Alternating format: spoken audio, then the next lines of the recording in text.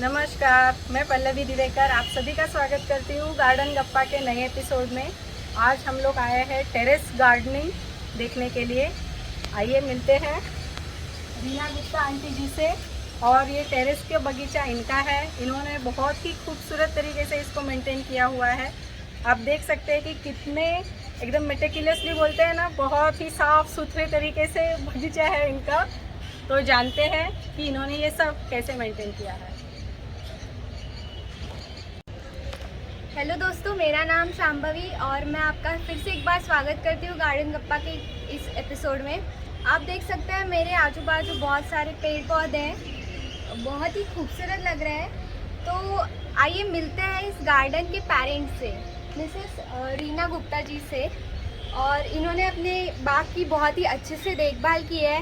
तो जानते हैं इन्होंने इस अपने बाग को खूबसूरत बनाने के लिए क्या क्या किया है। तो आंटी जी, मुझे जानना है कि आप करती क्या है वैसे? मैं सुबह 5:30-6 बजे जब दिन निकलता है ना, ऊपर आ जाती हूँ। फिर पूरा इनकी सूखी पत्तियाँ निकालना, नीचे घास निकल जाता है, जो घास सब साफ करना। कोई पौधे की जैसे स्टेम्स ज़्यादा हो गई तो उनकी कटिंग करना, कभी कीड़ा लग गया है तो कीड़े हटाना, उनके खराब पत्ते तोड़ना। तो वो सब करते करते मुझे लगभग 200 के ऊपर गमले 200 है? 200 के ऊपर है।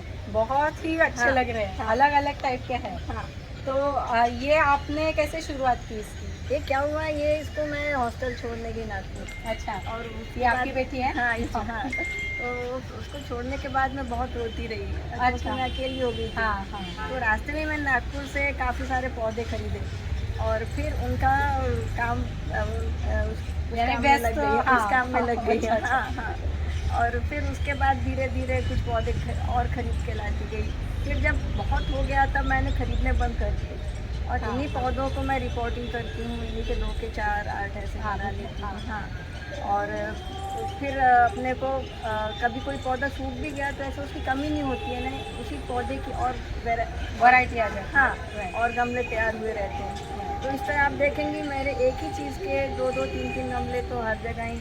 और ये गुलाब तो पूरे मैंने कलम से तैयार किए हैं। अच्छा, 2-3 गुलाब छोड़ के बाकी सारे मैंने कलम से तैयार किए। कलम दबा देना, कटिंग करना, कलम दबा देना। अच्छा। तो ये बहुत ही महत्वपूर्ण बात इन्होंने कही है कि पॉट या प्लांट अगर एक भी आप खरीदते हो तो उसके छोटे छोटे कटिंग करके अगर रख दिए ना, तो अगर वो मेन प्लांट जो है वो भी कभी अगर सूख जाता है तो कटिंग से अलग अलग नहीं निकल सकते हैं।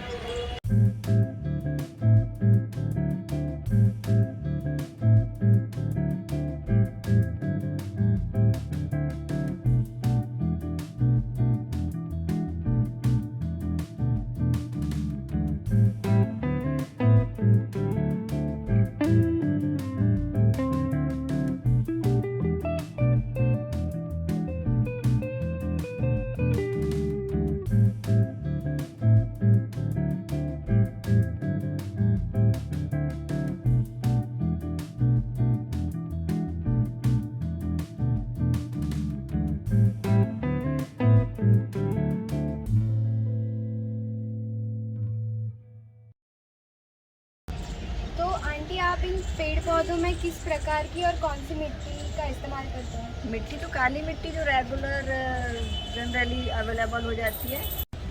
और आंटी, इन पौधों को किस प्रकार की सूर्य प्रकाश की आवश्यकता होती है? जैसे कि हम देखते हैं कि अकोला की तेज बहुत धूप जो है वो बड़ी तेज है। हाँ। अक्सर पौधे जो है वो मुरझा जाते हैं। तो आप किस प्रकार नियोजन करते हैं? मैं गर्मियों में तो पूरा हरा नेट लगा देती हूँ। हाँ, पूरे में हरा नेट रहता है और बरसात आने के कुछ दिन बाद निकालती हूँ।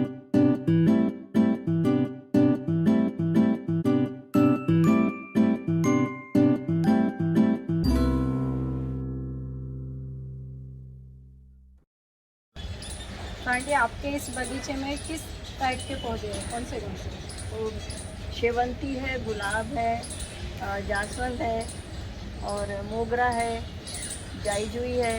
अच्छा। घर के जो यूज़ में आता है, मीठा नीम है, पान है, पुदीना है। अच्छा। टमाटर लग गए हैं। हाँ, टमाटर भी दिख रहे हैं। हाँ। तो फ्रूट्स तो कुछ नहीं है, फ्लावर्स हैं और ऐसा घर में जो अपने और ये सभी आपने कितने साल की मेहनत है? ये 10-15 साल तो हो गए। 10-15 साल से। हाँ हाँ। अच्छा। और इनको जैसे क्या सावधानी वगैरह बरतते हैं कुछ, जैसे ये चीज़ तो मैं देखती हूँ खास करके, ऐसा कुछ है?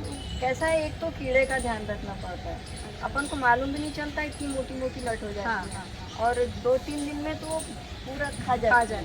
हाँ, तो वो नहीं देखा अपन ने तो वो एक नुकसान है अपना। अच्छा, तो बार बार देखते रहना चाहिए। देखते रहना पड़ता है। पानो ये जो पत्ती है उसके नीचे वाले भाग में ज़्यादा था। हाँ, अपन को कहीं छेद दिखा या मल दिखता है, इसका मल दिखता है अच्छा। गिरा हुआ, तो समझ जाना कि इसमें लट है।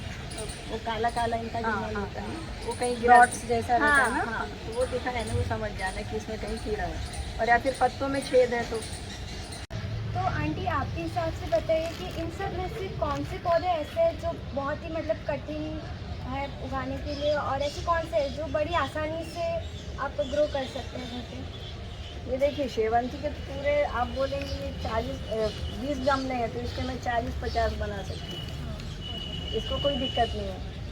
लेकिन यदि अपने को ये जासवंत वगैरह के हैं तो इसकी कटिंग लगाती हूँ, कभी लग पाती हैं कभी नहीं लग पाती हैं, वो हर जासवंत का नहीं लगता है, ये जासवंत डिफिकल्ट है। बाकी तो मैं जनरली सभी पौधे बना लेती हूँ, मतलब आप रिपोर्टिंग। ये सब आपने बनाए हैं? हाँ, इन्हें एक पौधा है 2 पौधे हैं तो मैं उनके ये सब बढ़ा लेती हूँ। हाँ।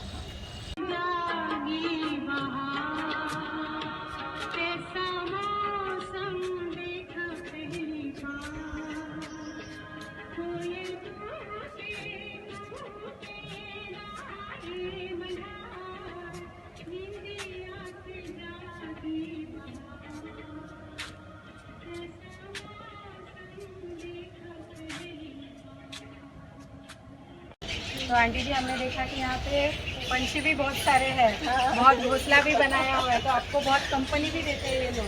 बिल्कुल, इन्हें कहीं प्राकृतिक आनंद हो हाँ, गया हाँ, कि हाँ। अपन को जंगल का जो जंगल का मज़ा। हाँ। तो आपके गार्डन की क्या विशेषता है ऐसा आपको लगता है कि ये सिर्फ मेरे गार्डन में है?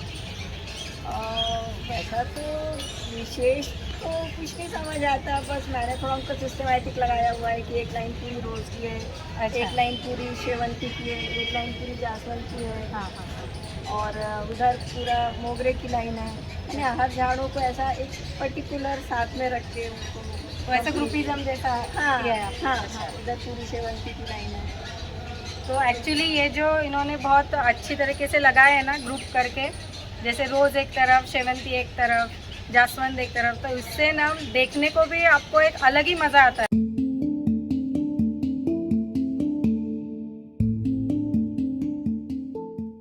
और आंटी आपने देखा कि आप जो है वो खाद तो घर पे ही बनाते हैं, हाँ। लेकिन आपका पेस्टिसाइड जिसे हम कीटकनाशक दवाएं बताए थे, हाँ। तो वो इसका आप कैसे उपयोग करते हैं? मैं मोस्टली तो अवॉइड करती कीटनाशक, और यदि बहुत ज़्यादा ये जो अभी दिनों में वो काले जो कीड़े होते हैं, कंबल कीड़ा जो बोलते हैं, वो हो गया तो फिर उसके लिए पेस्टिसाइड मंगाना पड़ा था मुझे, तो ये मोनोक्रोटोफॉस वगैरह। अदरवाइज़ मैं कहती कड़ू नीम को पानी में उबालने का और उसका स्प्रे मार देना। हाँ, तो वो कड़ू नीम से इफ़ेक्ट कम आता है, पर ऐसा है कि वो अपने शरीर के लिए नुकसानदायक नहीं है। बाकी यदि ज़्यादा कीड़े हैं तब तो फिर केमिकल वाला यूज़ करना ही पड़ता है। तो आंटी जी, आप हमारे पूरे दर्शकों के लिए क्या सलाह देना चाहेंगी? एक तो आप खाद घर पे बनाइए, सबसे मेन चीज़ है, जो इससे अपना जो कचरे का ढेर बढ़ रहा है वो कचरा आपका काम आए, रीयूज़ होता है, और उससे आपके पौधों को नेचुरल खाद मिलता है। तो सबसे अहम बात है जो आप ज़्यादा से ज़्यादा इसको लोगों तक पहुंचाइए कि एक खाद घर पे बनाना। हाँ, खाद घर पे बनाइए और घर के पौधों में घर का खाद डालिए।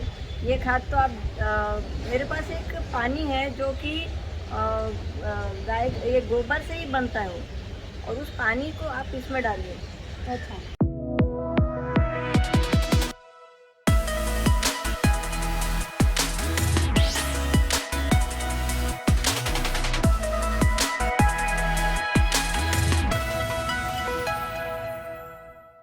तो आंटी आप कौन सा और किस प्रकार का खाद यूज़ करती है? मैं घर में ही खाद बनाती हूँ और वही खाद यूज़ करती हूँ, क्योंकि ये खाद कोई भी सीज़न में नुकसान नहीं करता। आप गर्मी में भी डालेंगे तो इसमें इतना घरेलू चीज़ें हैं कि वो कोई झाड़ जो हम खा रहे हैं वो चीज़ है इसमें, तो झाड़ों को नुकसान करने वाली चीज़ ही नहीं है। अब ये मैं जो रोज अपने केले के छिलके हैं, मौसम्बी के छिलके हैं या फूल हैं, पत्ते हैं, ये सब इसमें डाल देती हूँ। इसको हर एक हफ्ते में पलटी करना होता है। कुछ 1 महीने बाद उसका टेक्सचर ये हो जाता है, थोड़ा सा ये बनने लग गया है खाना। हाँ, थोड़ा रफ जैसा। हाँ, और उसके ये और 15-20 दिन बाद ये देखिए अब ये थोड़ा बनने में आ गया ये। हाँ, थोड़ा महीन होने लगा इसलिए हाँ, का आने हाँ, लगा। हाँ। और अब ये देखिए ये तैयार खाद है, इसको मैंने छान लिया है और ये ओके। तैयार खाद है। अच्छा। इसको पैकिंग कर दी है, ये आपको कभी भी अच्छा। हाँ लगता है तो आप ये ले सकते हैं। तो आप ये बेचते भी हैं आंटी? हाँ, ये बेचते हैं अपन। अच्छा, तो तो किसी को अगर ये चाहिए हो तो कंपोस्ट घर का ये है इनके हाँ, पास। इसको आप भरी गर्मी में भी डालेंगे तो पौधों को कोई नुकसान नहीं होना है, अच्छा। क्योंकि ये सब अपन जो खा रहे हैं वो चीज़ है। हाँ, केले के छिलके, पपीते के छिलके, फूल हैं, पत्तियां हैं, तो एनी टाइम झाड़ों को अच्छा रखती हैं। अच्छा। और इससे क्या सॉइल भी जो एक चिक्कटपन होता है ना, सॉइल में जो काली मिट्टी में चिक्कटपन होता है तो वो नहीं आता है, जो ये इसका भुरभुरापन होता है उसमें, जड़ें एकदम गुत्था नहीं होती उससे।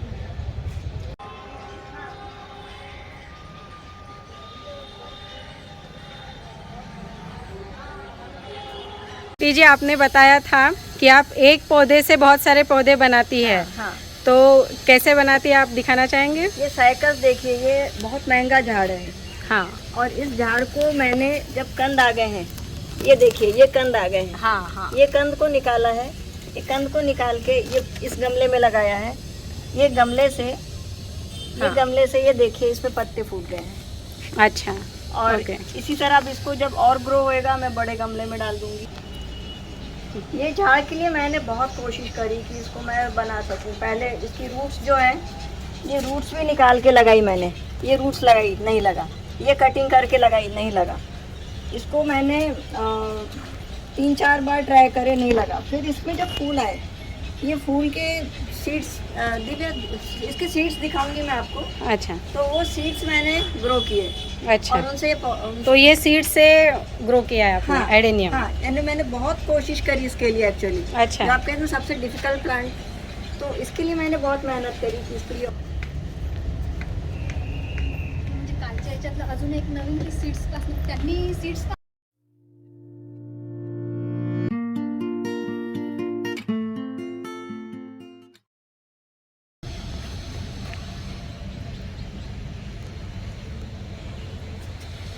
तो जैसे कि आपने देखा आंटी ने सिर्फ एक प्लांट पे इन्वेस्ट किया था और उस एक प्लांट से इन्होंने अपना बगीचा बना लिया। तो उन्होंने वो प्लांट क्यों इन्वेस्ट किया था, उस प्लांट में इन्वेस्ट क्यों किया था? क्योंकि उन्हें अपना अकेलापन दूर करना था, उन्हें एक पॉजिटिविटी चाहिए थी। तो ये जो है प्लांटिंग, गार्डनिंग, ये जो है आपका अकेलापन दूर करती है, साथ ही ये बिल्कुल कॉस्टली नहीं है। जैसे कि हम देख सकते हैं कि आप अगर एक प्लांट से इतने सारे प्लांट बना सकते हैं, प्लांटिंग कर सकते हैं, तो इसकी तो कोई कॉस्ट ही नहीं है। तो उसी प्रकार आंटी ने मतलब आप देख सकते हैं कि कितना बड़ा गार्डन अपना बनाया हुआ है और बहुत ही खूबसूरत तरीके से इसे लगाया हुआ है, अरेंज किया है। और आंटी मैं आपको थैंक्स बोलना चाहूँगी कि आपने अपना समय दिया हमें और प्रसन्नता हुई आप लोग आए। ज़रूर। और आप मतलब आपका गार्डन बहुत ही खूबसूरत है, बेहद आपने परिश्रम किया होगा इस गार्डन के लिए बनाने के लिए, तो इसके लिए आपका शुक्रिया करना चाहूँगी। Thank you.